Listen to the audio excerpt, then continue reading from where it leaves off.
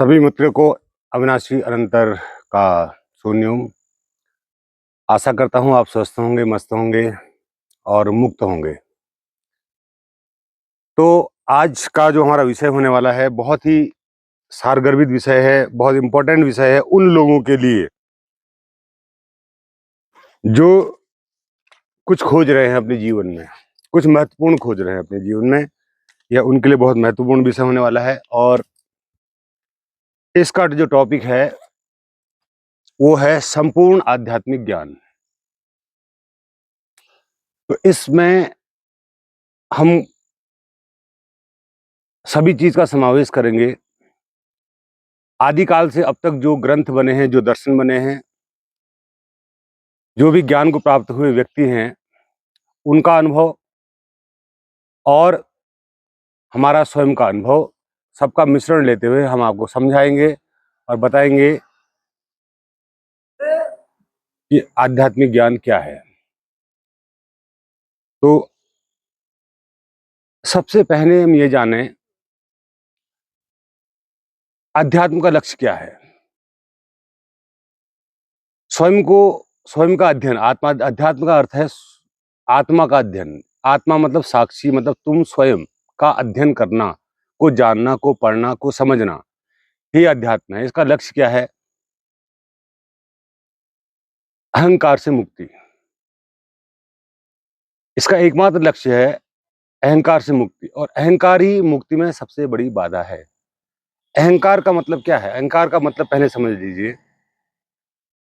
अहंकार का मतलब यह है कि शरीर को और मन को समझना कि ये मैं हूं। अहंकार का मतलब इतना ही है कि आप ये मान रहे हैं कि मैं शरीर हूं, मैं मन हूं, मैं बुद्धि हूं। आप ये नहीं अनुभव कर पा रहे हैं कि मैं साक्षी चेतना हूं। अगर आप ये अनुभव कर लेते हैं तो फिर आप पूर्णतः मुक्त हो जाते हैं। पहले जो हमारा पहला चरण है, तो इसका जो पहला चरण है वो है अहंकार को जानना कि क्या है अहंकार, कब कब अहंकार उठ रहा है आपके अंदर से। अगर कोई आपके कपड़ों को गाली करे तो क्या आपको बुरा लगेगा? नहीं लगेगा। क्या आपकी कुर्सी को कोई गाली करे तो आपको बुरा लगेगा? नहीं लगेगा। या कोई कुछ और ऐसी चीजें करे जिससे आपको बुरा नहीं लगेगा। उसी प्रकार से अविनाशी चेतना का वस्त्र है आपका शरीर और आपका मन। तो अगर कोई आपकी तारीफ करता है, आपको खुशी होती है, तो इसका मतलब आपके अंदर अहंकार है। कोई अगर आपकी बुराई करता है, आपको दुख होता है, तो इसका मतलब आपको अहंकार है। अहंकार की परीक्षा ऐसे की जाती है। कोई आपकी बात मान लेता है, आप खुश हो जाते हैं, तो अहंकार है। कोई चीज घर में आ जाती है, आप खुश हो जाते हैं, तो अहंकार है। तो ये खुश होने वाला कौन है? अहंकार। और अहंकार बहुत चालाक होता है। ये कई कई रूप बदलता है। जैसे कई लोग साधना तप करते हैं, ज्ञान प्राप्त करते हैं, शास्त्रों को पढ़ते हैं और उनको ज्ञान भी हो जाता है, तो उनको यह भी अहंकार हो जाता है कि मैं तपस्वी हूँ, मैं पूजा पाठ करता हूँ, मैं शास्त्रों का ज्ञाता हूँ। तो ये भी अहंकार का दूसरा रूप है। अहंकार कभी अपने आप को खत्म नहीं होने देता, वह अपने रूप बदल लेता है। तो इसी बात को समझना, और यह बात पूरे इतिहास में सबसे अच्छी तरह अगर किसी ने समझाई है तो वह है महर्षि अष्टावक्र, जिन्होंने राजन को बताया पूरे, जो उन्होंने ज्ञान दिया अष्टावक्र महागीता में। उन्होंने सिर्फ इतना ही कहा है पूरी महागीता में कि हे राजा जनक, तुम विदेह हो, तुम देह नहीं हो, तुम विदेह हो। तुम अपने अहंकार को पहचानो और सर्वथा उसका त्याग करो, और अपने सारे कर्मों को करो ऐसे जैसे कोई अभिनेता करता है, ऐसे जैसे कोई अभिनेता मंच में अभिनय करता है। राजा का अभिनय करो। यह जानो कि मैं राजा नहीं हूं, यह जानते हुए कि मैं राजा नहीं हूं। मैं कौन हूं? मैं साक्षी अविनाशी चेतना हूं। और जिस दिन आपको यह बोध हो जाएगा कि मैं साक्षी अविनाशी चेतना हूं, तो उस दिन आप मुक्ति का अनुभव करेंगे। मुक्ति कोई लक्ष्य नहीं रह जाएगा आपका, मुक्ति आपका स्वभाव बन जाएगा। अब यहाँ पर देखो, अध्यात्म में बहुत बड़ी बाधाएं हैं। बहुत बड़ी बाधाएं क्या हैं?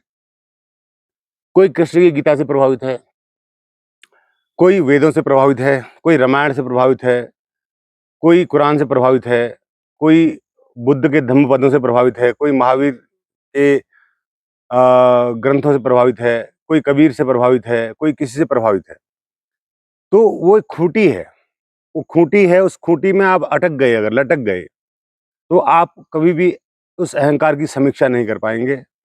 आप एक डिवोटी बन के रह जाएंगे, एक फॉलोअर बन के रह जाएंगे।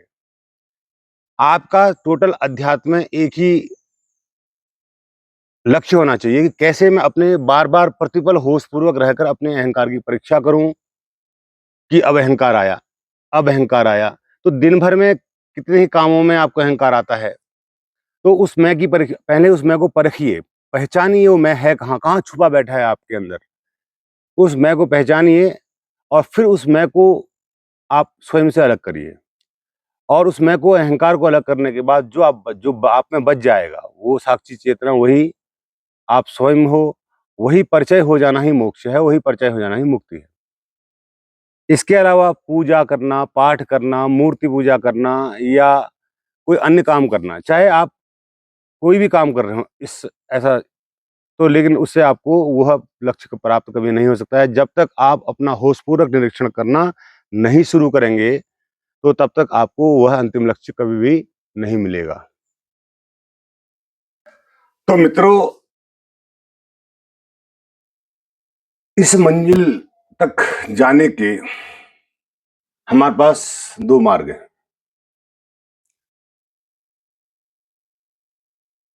एक मार्ग है समर्पण का और एक मार्ग है ज्ञान का। समर्पण के मार्ग में द्वैत होना जरूरी है। समर्पण के मार्ग में द्वैत होना जरूरी, इसलिए दो होना जरूरी है, एक भक्त एक भगवान। एक वह जिसके प्रति आप समर्पण हो रहे हैं, समर्पित हो रहे हैं, एक आपने समर्पण के मार्ग में कह दिया कि मैं नहीं हूं, तब भी आपका अहंकार चला गया। ज्ञान के मार्ग में आपने अपने मैं को बोधपूर्वक जानना और उसके बाद ये जाना कि ये मैं नहीं हूं, तो भी आपका मैं चला जाता है। और अंततः जो विसर्जन है वो मैं का ही है। इसीलिए आप इन दोनों मार्गों से जा सकते हैं। भक्ति मार्ग से पहुंचने वाले बहुत कम लोग होते हैं, क्योंकि भक्ति मार्ग में आपका मैं जो है वो बना रहता है। आप पूर्णतः समर्पित नहीं हो पाते हैं। आप इतना भरोसा अपने आराध्य पर नहीं जता पाते हैं कि सब कुछ आप उस पर छोड़ दें, न्यौछावर कर दें। जैसे कृष्ण भगवान ने गीता में अर्जुन से कहा, मामेकम शरणम व्रज, हे अर्जुन तू मेरी शरण में आ जा। सब धर्मों को, सब चीज को त्याग कर तू मेरी शरण में आ जा। तो शरणागति अगर संभव हो पाती तो फिर कृष्ण को गीता के इतने अध्याय नहीं कहने पड़ते, क्योंकि मैं का अस्तित्व इतना सत्य प्रतीत होता है कि हम मैं के बिना अपने होने की कल्पना भी नहीं कर सकते।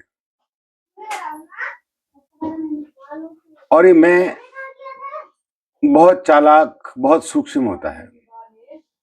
कई लोगों को भ्रम होता है, मुझे भी बहुत समय तक भ्रम रहा कि मेरा अहंकार चला गया है।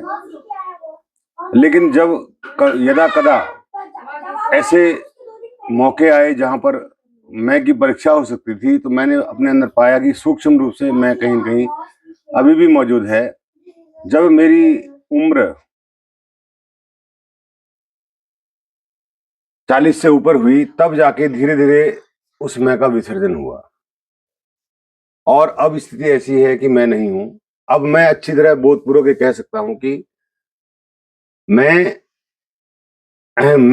माने अहंकार नहीं हूं, मैं शरीर नहीं हूं, मैं मन नहीं हूं, मैं बुद्धि नहीं हूं, मैं इनमें से कुछ नहीं हूं जो मुझे दिखाई पड़ रहा है। मैं एक सूक्ष्म अविनाशी चैतन्य हूं और जो निराकार है, जिसका कोई आकार नहीं है।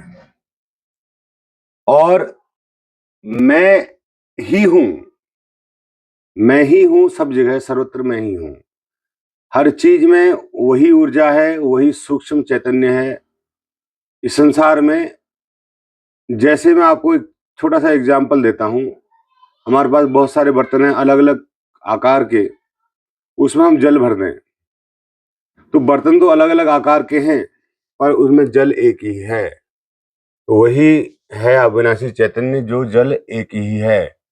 उसी जल को हम अविनाशी चैतन्य कहते हैं। बर्तन अलग अलग हो सकते हैं, और बर्तन यानी शरीर अलग अलग हो सकते हैं, पर सूक्ष्म जो चैतन्य है, अविनाशी चैतन्य, जो ऊर्जा है, जो परम ऊर्जा है, जिससे पूरी सृष्टि बनी हुई है, और जो अविनाशी है, अनंतर है, वो सब सब जगह मौजूद है। लेकिन मेरे कहने से मात्र आपको ये बात समझ में नहीं आएगी, क्योंकि मैंने खुद अपने जीवन में ये प्रैक्टिकली अनुभव किया है कि वो जो सूक्ष्म अहंकार है, उसको पकड़ना इतना आसान नहीं है। आपको ऐसा लगने लगेगा कि मैं भक्ति मार्ग में हूँ तो मेरा अहंकार चला गया, मैं ज्ञान मार्ग हूँ मेरा अहंकार चला गया। जब तक आप ध्यान के माध्यम से या किसी अन्य माध्यम से अपने आप को नहीं देख लेते, अपने आप को नहीं जान लेते, अपनी उस सूक्ष्म चेतना का अनुभव नहीं कर लेते, तब तक वो सूक्ष्म अहंकार में बना रहता है।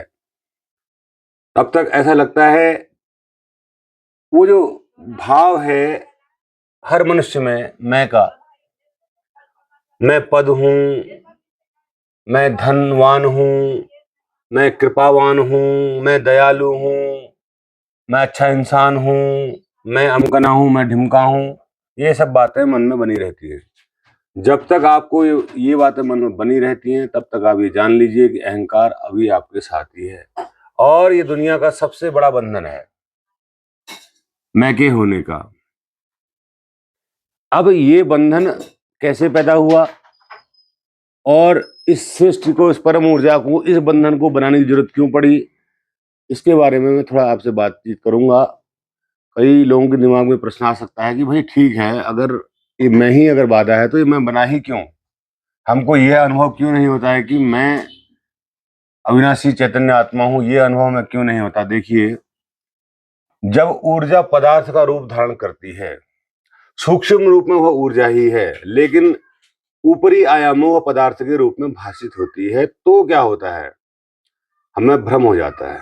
जैसे कोई भी चीज है, कोई पदार्थ है, उसको हम आणविक रूप से अपनी आंखों से नहीं देख सकते कि अणु के रूप में वो कैसा दिखता है। अभी हमको अगर मेरे को ये उंगली दिखाई पड़ रही है, तो मुझे उंगली के रूप में ही दिखाई पड़ रही है। इसके अंदर जितने सेल्स हैं, जितने एटम हैं, वो मुझे नहीं दिख रहे हैं। तो लेकिन और उनसे भी नीचे, ये तो सेल्स और एटम की बात है, उनसे भी नीचे ऊर्जा है, ऊर्जा की तरंगे हैं, वो तो मुझे बिल्कुल नहीं दिख रही हैं। तो ऊर्जा की तरंगों ने ही उंगली का रूप धारण किया हुआ है। तो यहां से वो भ्रम स्वतः ही पैदा हो जाता है मैं का। अब इस उंगली को भ्रम हो गया कि मैं उंगली हूं, और ये भ्रम पैदा हुआ कि मैं दूसरी उंगली हूं। अब इस उंगली को ये भ्रम पैदा हुआ कि ये दूसरी उंगली है, ये मैं नहीं हूं। तीसरी उंगली को भी ये भ्रम पैदा हो गया कि मैं अलग हूं, हम, ये अलग है, ये अलग है, ये अलग है, ये अलग है। लेकिन अगर नीचे देखा जाए हथेली में, तो ये तीनों, चारों उंगलियां, पांचों उंगलियां एक ही हथेली से निकली हुई हैं। इनका जो सूक्ष्मता में जो जड़ है वो एक ही है। तो ये मैं है, ये उंगली मैं है, और ये जो जहां से जुड़ी हुई है, ये आपका वह सूक्ष्म अविनाशी चैतन्य है।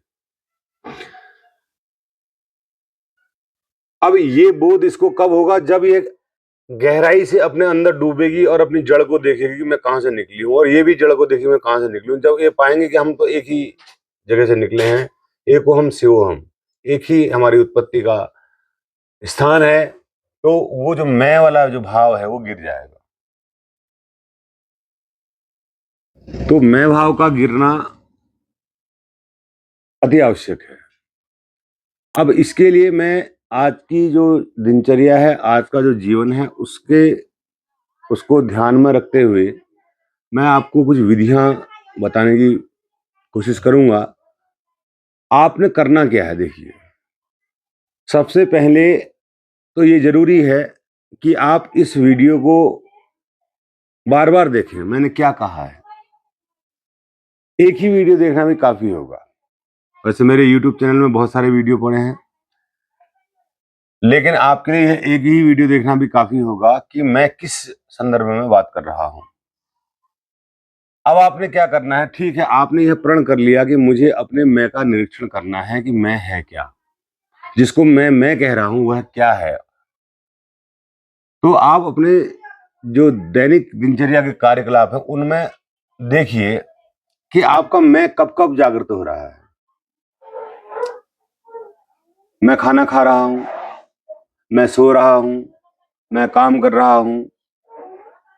यहाँ पर ऐसा भाव आना चाहिए कि सोना हो रहा है, काम हो रहा है, मैं कर रहा हूँ वाला भाव नहीं आना चाहिए। मैं कर रहा हूँ वाला भाव नहीं आना चाहिए, यही आपने देखना है। काम हो रहा है, शरीर के द्वारा काम हो रहा है, मैं करने वाला नहीं हूँ। काम स्वतः हो रहा है, काम स्वतः हो रहा है, सांस स्वतः चल रही है, दिल की धड़कन स्वतः धड़क रही है, कोशिकाएं स्वतः अपना काम कर रही हैं, शरीर अपना काम स्वतः कर रहा है, मैं करने वाला नहीं हूँ। अगर आप करने ही वाले होते तो कोशिकाओं की सारी जानकारी भी आपके पास होती, कोशिकाएं क्या क्या कर रही हैं। सांस पर आपका कंट्रोल होता है, सांस कब चलनी है कब नहीं चलनी है। दिल की धड़कनों पर आपका कंट्रोल होता है, कब वो चलनी है कब नहीं चलनी है। आपके बाल बढ़ रहे हैं उस पर भी आपका कंट्रोल होता है। आपका कंट्रोल कहाँ है? कहीं नहीं है। कुछ चीजों में है आपका कंट्रोल, लेकिन वह भी आपका कंट्रोल नहीं है, वह भी अस्तित्वगत हो रहा है। सब चीज एक दूसरे से जुड़ी हुई है। इस ब्रह्मांड में एक एक अणु, एक एक एटम कनेक्टेड है हर एक चीज से। ऊर्जा तरंगों के रूप में, सूक्ष्म रूप में सब चीजें, पेड़ भी आपसे जुड़ा हुआ है, सूर्य भी आपसे जुड़ा हुआ है, ग्रह तारे नक्षत्र भी आपसे जुड़े हुए हैं। तो आप एक ही हैं, लेकिन सूक्ष्म रूप में वह एक ही है और वृहद रूप में देखने पर वो अलग अलग दिखाई पड़ रहा है। यही माया है, यही भ्रम है। इसी के कारण मैं पैदा होता है। तो मैं भी एक इल्यूजन है। जिस प्रकार से अंधकार एक इल्यूजन है, प्रकाश की अनुपस्थिति ही अंधकार है। अंधकार अपने आप में कुछ नहीं है, अपने आप में अंधकार की कोई सत्ता नहीं होती। जबकि प्रकाश फोटोन से बना हुआ होता है, उसमें तरंग होती है, उसमें ऊर्जा होती है, उसमें रोशनी होती है। लेकिन अंधकार क्या है? अंधकार एक भ्रम की स्थिति है, प्रकाश की अनुपस्थिति का नाम है। इसीलिए अहंकार की अनुपस्थिति हो जाएगी तो आप साक्षी चैतन्य हो जाएंगे। अहंकार अगर बना रहेगा तो आप मैं और तू के रूप में संसार को देखकर हमेशा भ्रमित होते रहेंगे और कर्म के बंधन में बंधे रहेंगे और बार बार जन्म लेंगे और बार बार मरेंगे, और इस मैं को आप कभी भी नहीं समझ पाएंगे। तो आपने क्या करना है? दैनिक दिनचर्या के कार्यों में मैं का परीक्षण करना है, होशपूर्वक देखते रहना है कि मैं कब कब जाग रहा है। उसके बाद दूसरा तरीका है ध्यान का। ध्यान करना है। ध्यान कैसे करना है? आपने बैठ जाना है 1 घंटा, 2 घंटा, आधा घंटा, जो भी आपको समय मिले पूरे दिन भर में, आप बैठ जाइए। चाहे आप सोफे में बैठो, चाहे कुर्सी में बैठो, चाहे लेट जाओ, चाहे पालती मार के बैठो, चाहे सुखासन में बैठो, चाहे सिद्धासन में बैठो, किसी भी आसन में बैठो। तो आपने करना क्या है? निरीक्षण करना है। पहले अपने शरीर को शिथिल कर लो। शिथिल करने के लिए आपको कुछ आदेश देने पड़ते हैं अपने शरीर को कि मेरे पैर की उंगलियां शिथिल हो रही हैं, मेरा पैर शिथिल हो रहा है, मेरा दाहिना पैर शिथिल हो गया, मेरी टांगें शिथिल हो रही हैं, मेरा पेट शिथिल हो रहा है, मेरा पीठ शिथिल हो रही है, मेरे हाथ शिथिल हो रहे हैं, मेरी उंगलियां शिथिल हो रही हैं, मेरी गर्दन शिथिल हो रही है, और मेरा चेहरा, मेरा सर सब शिथिल हो रहा है। यह शुरुआती आदेश अपने आप को दीजिए। उसके बाद फिर आप कहिए कि मेरा पूरा शरीर शिथिल हो चुका है, रिलैक्स हो चुका है, एकदम शांत हो चुका है। इसके बाद फिर आप अपने मन को देखिए, मन में क्या चल रहा है। तो मन भी शिथिल हो रहा है, मन भी अब कुछ नहीं सोच रहा है, बुद्धि भी अब कुछ नहीं सोच रही है, वह भी शिथिल हो गई। फिर अपना ध्यान सांसों में लगाइए, सांसों का निरीक्षण कीजिए।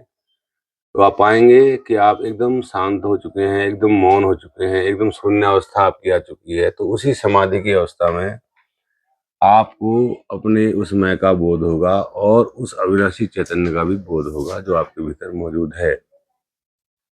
मैं ध्यान कर रहा हूँ वाली बात नहीं आपने सोचनी है कि ध्यान हो रहा है, बस इतना आपने ध्यान रखना है। तो ऐसी स्थिति में आप जो है अगर 6 महीना, साल भर भी स्थित रह गए, तो आपको बहुत सारी चीज़ों का पता चल जाएगा और अपने इस मैं का पता चल जाएगा, अपने अहंकार का पता चल जाएगा और फिर आप उसका त्याग भी कर सकते हैं, जैसे कि राजा जनक को हुआ था।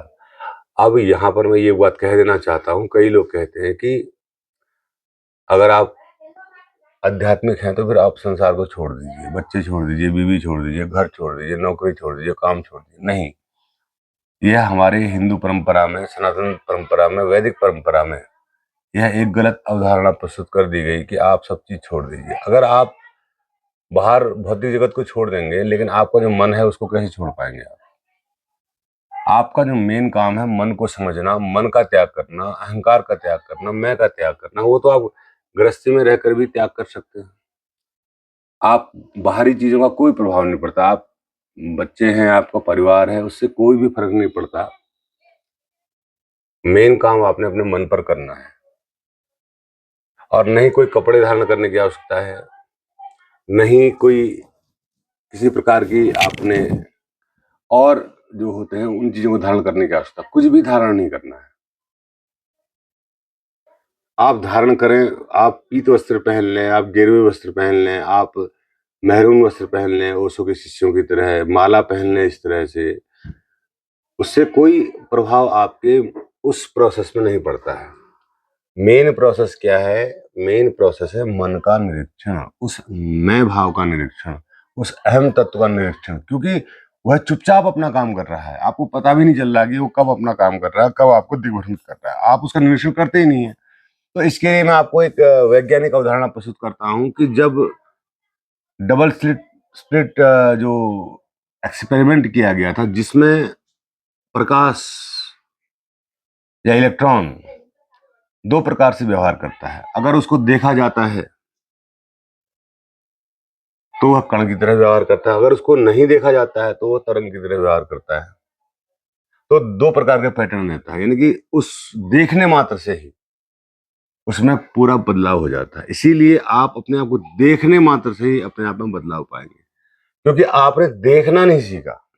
आप काम होते रहता है, चलते रहते हैं चरखा, लेकिन आप उसको ऑब्जर्व नहीं कर पाते हैं, देख नहीं पाते हैं। देखने के लिए आप अपना ध्यान केंद्रित नहीं कर पाते हैं, इसीलिए आप हमेशा भ्रम की अवस्था में जीते हैं। तो संपूर्ण अध्यात्म का यही निचोड़ है। कबीरदास का एक दोहा है, जब मैं था तब हरि नहीं, अब हरि है मैं नाही, सब अंधियारा मिट गया जब दीपक देखा माही। तो दीपक कोई ऐसा नहीं कि जो प्रकाशवान हो और आपको दिख रहा है अपने अंदर कोई दीपक जल गया। दीपक है ज्ञान का। आपने कहा मैं का विसर्जन ही वो दीपक है। मैं का विसर्जन होते ही दीपक जल जाता है। आप अपने आपको अपनी अविनाशी चैतन्य का बोध हो जाता है, तो आपके अंदर से मृत्यु का भय भी चला जाता है, क्योंकि आपको बोध हो गया कि आप तो क्या है, अमर हैं। आपका न कभी जन्म हुआ न कभी मृत्यु हुई। तो संसार के सुख दुख से आप परे हो जाते हैं। ना आपको सुख परेशान करता है, न दुख परेशान करता है, न सुख आपको बहुत उत्साहित कर देता है, न दुख आपको बहुत दुखी कर देता है। तो आप सम्यक भाव में आ जाते हैं। यही बात गौतम बुद्ध ने भी कही अपने अष्टांगिक मार्ग से, यही बात महावीर ने भी कही, यही बात ओशो ने भी कही, यही बात महर्षि रमण ने भी कही, यही बात कृष्ण ने गीता में भी कही, यही बात उपनिषद के ऋषियों ने उपनिषदों में भी कही है। अब कुरान, बाइबल जैसे जो ग्रंथ हैं उसमें द्वैतवाद का बहुत ज्यादा बात की गई है। द्वैतवाद नहीं, अल्लाह अलग है तुम अलग हो। वहां बाइबल में कह दिया गया कि गॉड अलग है, गॉड का पुत्र ईसा मसीह अलग है, हम सब गॉड के बच्चे हैं। बच्चे और बाप का तो प्रश्न ही नहीं है, दो तो है ही नहीं। जो बाप है वही बच्चा है, जो बच्चा है वही बाप है। दो का प्रश्न नहीं है। जहां दो का प्रश्न होता है फिर वहां पर भक्ति मार्ग शुरू होता है, लेकिन भक्ति मार्ग बहुत कठिन है। समर्पण आप नहीं कर सकते, अपने मैं का विसर्जन आप नहीं कर सकते। इस्लाम धर्म में कुर्बानी की बात की गई है। कुर्बानी किस अर्थों में? कुर्बानी किसी बकरे की, किसी इंसान की नहीं। कुर्बानी जो है हमारे यहाँ बलि प्रथा है, वहाँ कुर्बानी है, तो उसको कुर्बानी किसकी है? मन की कुर्बानी, मैं की कुर्बानी। उस मन और मैं की कुर्बानी को आपने गलत अर्थों में निकाल लिया और जो है भटक गई। तो कुर्बानी ही देनी है, आप कुर्बान कर देना है अपने आप को, अपने मैं को, अपने अहंकार को, अपने होने के भाव को। यही कुर्बानी आपको उस परम लक्ष्य तक पहुंचाती है, उस आध्यात्मिक लक्ष्य तक पहुंचाती है। तो इस पूरे प्रकरण में, संपूर्ण आध्यात्मिक ज्ञान के इस वीडियो में मैं अंतिम रूप से यही कहना चाहूंगा, आज से, अभी से आप साक्षी भाव का साधना शुरू कर दीजिए। साक्षी भाव से देखना शुरू कर दीजिए, अपने मन को निरीक्षण करना शुरू कर दीजिए, और यह प्रक्रिया सतत चलती रहे। और 6 महीने, साल भर, 2 साल बाद आप पाएंगे कि आपका मैं धीरे धीरे घुलने लगा है, और एक स्थिति आएगी, सूक्ष्मता में आपका अहंकार रहेगा, वह भी एक दिन खत्म हो जाएगा। जब आपको उस सूक्ष्म अहंकार की जानकारी होगी तो वह भी खत्म हो जाएगा, और आप पाएंगे कि आप एक अविनाशी चैतन्य हैं। यही आपकी यात्रा का अंतिम लक्ष्य है। अब देखो यहां पर कितने अद्भुत बात है। आयाम अलग होने से मतलब, आयाम अलग कैसे होता है? देखिए, मैं आपको एक छोटा सा उदाहरण देता हूं। एक पेड़ है ऊंचा, उस पेड़ की जड़ में एक आदमी बैठा है, और उस पेड़ के टॉप में एक आदमी बैठा है, और दूर से कहीं बैलगाड़ी आ रही है या कोई गाड़ी आ रही है। तो ऊपर वाले आदमी को वो गाड़ी साफ साफ दिखाई पड़ती है, और नीचे वाले को नहीं दिखाई पड़ती है। अब अगर ऊपर वाला व्यक्ति घोषणा करता है कि बैलगाड़ी आ रही है, तो नीचे वाला कभी भी मानने को तैयार नहीं होता है कि कोई बैलगाड़ी आ रही है, क्योंकि उसको दिखाई ही नहीं पड़ रहा है। अलग अलग आयाम में बैठे हैं दोनों। उसी प्रकार से मनुष्य जब निचले आयाम में बैठा होता है, तो उसको संसार अलग अलग प्रतीत होता है। जैसे उसका आयाम बदलता है, तो संसार उसको दूसरे ढंग से प्रतीत होने लगता है। तो यही ज्ञान है। जबकि बैलगाड़ी वहीं पर है, सड़क वहीं पर है, सब कुछ वहीं पर देखने की जो दृष्टि का जो क्षेत्र है वो अलग अलग है। इस अलग अलग दृष्टि क्षेत्र होने से हमको भ्रम पैदा हो जाता है। तो जैसे मैं संसार को देख रहा हूं, ठीक वैसे ही आप संसार को नहीं देख रहे हैं। आप मैं और तू के भाव से देख रहे हैं। मैं उस अविनाशी तत्व को भी मैंने उसको महसूस किया है, तो मैं ये भी पा रहा हूं कि मेरे सामने जो दूसरा व्यक्ति बैठा है, उसके अंदर भी वही अविनाशी तत्व विराजमान है। इसीलिए हम दोनों एक ही हैं, अलग अलग नहीं हैं। तो मैं और तू का भाव हमेशा के लिए चला जाता है। इस भाव के जाते ही आप परम आनंद की स्थिति को आ जाते हैं। आपका दुख क्या है? ये भ्रम ही आपका दुख है, मैं ही आपका दुख है। ये अहंकार ही तो आपको दुख देता है। अहंकार की जो चाल है वो क्या है? कि सुख पाने की, कि मुझे कहीं से सुख मिले। कोई पद में सुख ढूंढता है, कोई स्त्री में सुख ढूंढता है, कोई कहीं सुख ढूंढता है, कोई मित्रता में सुख ढूंढता है, कोई ध्यान में सुख ढूंढता है, कोई मोक्ष में सुख ढूंढता है। तो अहंकार ही ढूंढ रहा है ये। अगर आप मोक्ष की भी कामना कर रहे हैं, मोक्ष की कामना से भी आप साधना कर रहे हैं, तो भी अहंकार ही वह साधना कर रहा है। और मोक्ष की भी इच्छा आपके अंदर अगर रह जाती है, इच्छा अगर रह जाती है, तो आपका काम कभी नहीं होगा। आप हमेशा भटके हुए ही रहेंगे। आपको कोई इच्छा नहीं करनी है, किसी किस्म की कोई साधना, मतलब लक्ष्य नहीं निर्धारित करना है। लक्ष्य स्वयं आप हैं। आपने केवल पर्दा निकालना है। जो पर्दा लगा हुआ है, उस पर्दे को हटाना है। वो पर्दा हटाने की जो प्रोसेस मैंने आपको बताई, उस प्रोसेस से वो पर्दा हट जाता है, और हटते ही तो आपको स्वयं के दर्शन हो जाते हैं। स्वयं का दर्शन करना ही लक्ष्य है।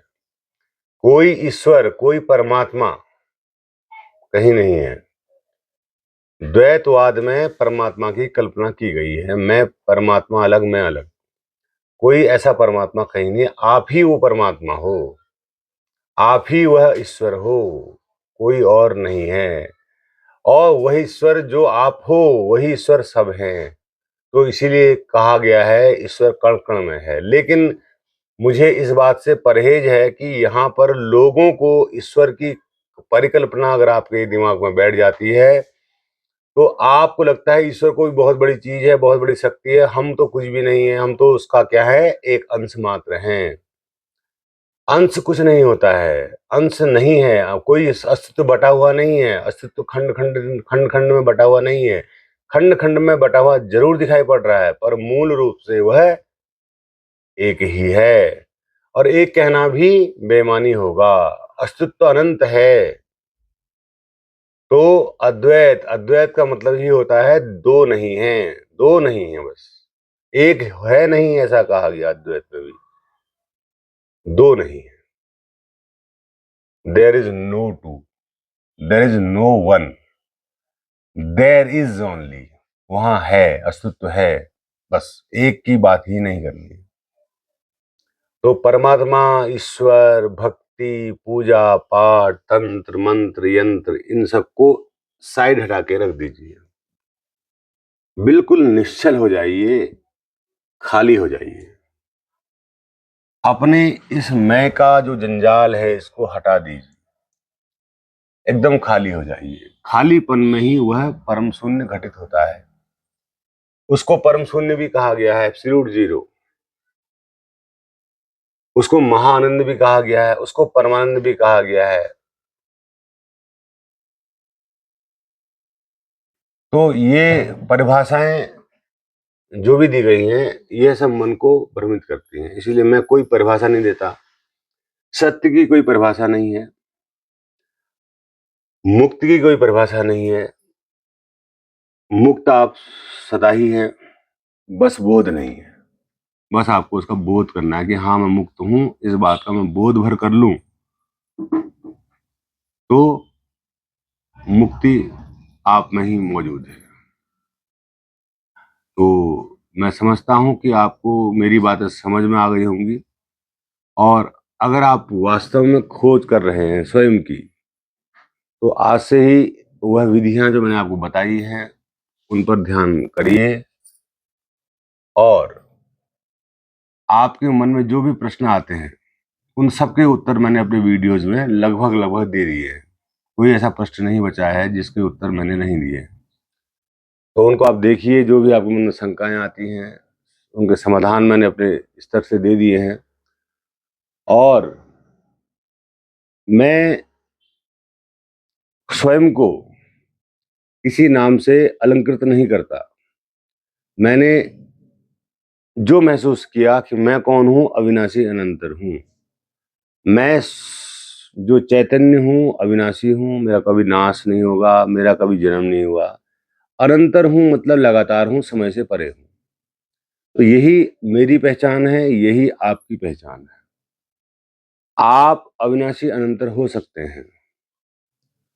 आप उस अविनाशी तत्व को स्वयं में जानकर समय से परे अपने आप को सिद्ध कर सकते हैं। यह एक मौका है मनुष्य जीवन। किसी पशु योनि में आपको यह मौका नहीं मिलेगा। आप भाग्यशाली हैं कि आप मनुष्य हैं। आपको अपने मनुष्य होने का ध्येय पूरा करना चाहिए, तभी आपका जीवन सफल है। आप लाख भले काम कर लें, लाख लोगों को दान कर लें, लाख आप जो है अच्छे अच्छे काम कर लें और कहें कि मेरी मुक्ति हो जाएगी, मुझे स्वर्ग मिल जाएगा, तो ऐसा बिल्कुल नहीं होगा। कर्म बंधन है, कर्म भी बंधन है। जब तक वह कर्म मैं भाव से किया गया है, वो अच्छा हो या बुरा हो, वह बंधन का कारण होता है। कर्म हो रहा है, आप साक्षी मात्र हैं उस कर्म के, तो फिर आपका कर्म मुक्ति की तरफ आपको ले जाएगा, ले जाने वाला कर्म है। साक्षी भाव से, वही बात कृष्ण ने कही कि तू निमित्त मात्र हो जा, हे अर्जुन, तू निमित्त मात्र हो जा, तू साक्षी मात्र हो जा। यह भी उन्होंने कहा कि न कोई मरता है न कोई मारता है, आत्मा के बारे में। और गीता सार में भी वही बात होती है, क्या तुम लेकर आए थे, क्या तुम लेकर जाओगे, कल आज जो तुम्हारा है कल किसी और का था, परसों किसी और का होगा। खाली हाथ आए थे, खाली हाथ जाओगे। क्यों व्यर्थ चिंता करते हो, क्यों व्यर्थ किससे डरते हो? आत्मा अविनाशी है, अजर है, अमर है, तुम्हें कोई मार नहीं सकता। अब ये तो बातें समझ में आ जाती हैं मनुष्य की, लेकिन मैं कैसे मिटेगा? ये सुन कौन रहा है? ये सब मैं सुन रहा है, ये अहंकार सुन रहा है। और अहंकार जब तक है तब तक उन बातों का अनुभव में आना मुश्किल हो जाता है। इसीलिए यथाशीघ्र आप अपने अहंकार को अपने भीतर से हटाइए। तो आज की वीडियो में इतना ही। उम्मीद करता हूं कि आपको मेरी बातें समझ में आए होंगी। सभी को मेरा शुभ।